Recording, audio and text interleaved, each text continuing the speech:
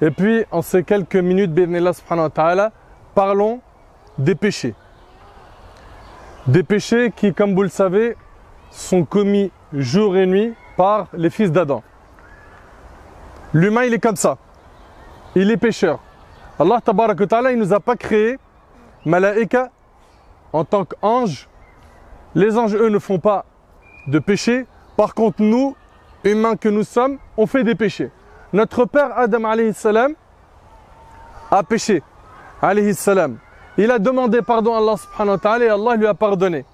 Et bien, ahbab al-kiram, nous qui avons pris conscience que dans notre nature, on tombe dans le péché, qu'on a des moquements, qu'on désobéit à Allah subhanahu wa ta'ala. Bien sûr, dans les péchés, il y a grand péché, petit péché. Hein, ils ne sont pas tous pareils. Mais nous qui avons pris conscience de cela, il faut qu'on sache en tant que musulmans comment est-ce qu'on doit se comporter quand on tombe dans un péché. C'est hyper important. C'est hyper important. Qui déjà parmi nous ne fait pas de péché? Tous, sans exception, font des péchés, n'est-ce pas? Maintenant, la question est, moi ainsi que toi, qui sommes dans le bateau des pécheurs, comment est-ce qu'on doit se comporter une fois qu'on est tombé dans le péché? Alors, premièrement, Badir bit tawba. Hâte-toi de te repentir. La première chose que tu dois faire, et ça ne pourra avoir lieu que si ton cœur est sain. Parce que pour se diriger vers le repentir sincère, il faut que le cœur il soit en bon état.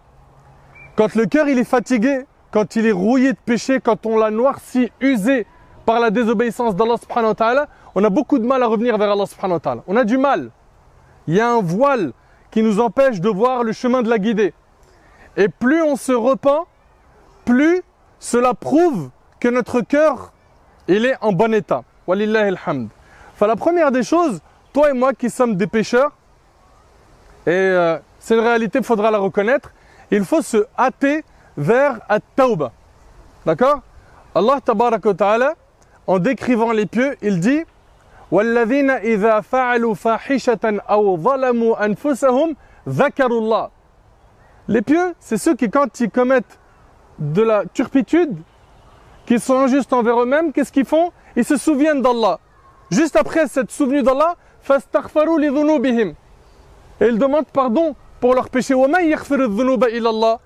Et qui d'autre sinon Allah pardonne les péchés? وَلَمْ يُصِرُّوا عَلَى مَا فَعَلُوا. Et ils ne persistent pas sur le péché. وَهُمْ يَعْلَمُونَ. Et c'est ça, quelqu'un de pieux, c'est quelqu'un qui, il va faire un péché, tout de suite il va culpabiliser. Et d'ailleurs, quand quelqu'un fait un péché, ahbab al-kiram, il doit y avoir derrière des réflexes de pieux. Se repentir. Et quand on parle de repentir, c'est pas une parole.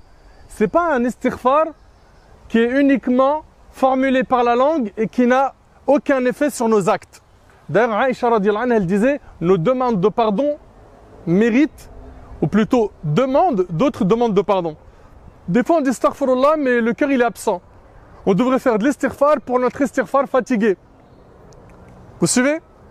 Et d'ailleurs, quelqu'un qui se repent vers Allah subhanahu wa ta'ala, on lui annonce plein de bonnes nouvelles. Un, Allah tabarak wa ta'ala se réjouit de ton repentir quand tu reviens vers lui. Tu as été loin d'Allah pendant plein de temps. Tu as noirci ton registre de péché. Tu as fréquenté des mauvaises personnes. Il y a même un jeune, subhanallah, vendredi dernier, il est venu me voir à la mosquée. Il m'a dit, moi, je ne pense pas qu'Allah va me pardonner, j'ai fait des trucs hyper graves. Je lui dis, tu n'as pas le droit de penser ça d'Allah. Tu n'as pas le droit de penser ça d'Allah. Pense de lui du bien. Pense d'Allah tabarak wa ta'ala qui va te faire miséricorde. Pense d'Allah subhanahu wa ta'ala qu'il aura pitié de toi le jour du jugement. Tes péchés. C'est ce qu'il a dit alayhi salam. Celui qui se repent d'un péché, c'est comme si qu'il ne l'avait pas commis. Et le prophète sallam a dit An-nadamu tawba. Le regret, c'est un repentir. Mais attention, il y a un regret derrière. Donc si toi, tu dis réellement qu'aujourd'hui, tu as tourné la page avec le passé noir plein de péchés, où est passé ton regret? Où sont les larmes chaudes qui ont coulé quand tu t'es rappelé de tes péchés? Également, est-ce que ton cœur culpabilise? Est-ce que ça te ronge intérieurement? de penser à ce que tu as fait dans le passé? Ou est-ce que pour toi, il n'y a rien? Il faut que tu te poses toutes ces questions. Un repentir sincère, il y a de l'action derrière. Ce n'est pas du blabla. Donc premièrement, toi et moi, qui tombons dans les péchés malheureusement, il faut qu'on se précipite vers quoi? Vers at-tawba immédiatement après le péché. Deuxièmement, ne minimise aucun péché. Ça veut dire quoi? Viens pas dire, c'est rien, c'est un petit truc. Oh, tout le monde le fait. Vas-y, vous en faites un plat. C'est rien, c'est un petit mensonge. C'est un petit gros mot. C'est rien, c'est une petite moquerie. J'ai juste dit qu'il était moche. C'est rien, j'ai juste dit qu'il était avare. C'est une pince. Et on est là à minimiser les péchés. Bilal ibn Sa'd, rahimahullah, il disait, ne regarde pas la petitesse du péché, mais l'immensité de celui que tu es en train de désobéir. Et le prophète, il nous a enseigné qu'une femme, elle a été châtiée dans le feu de l'enfer pour avoir emprisonné, enfermé une chatte. Elle l'a privée de manger et de boire. Un animal.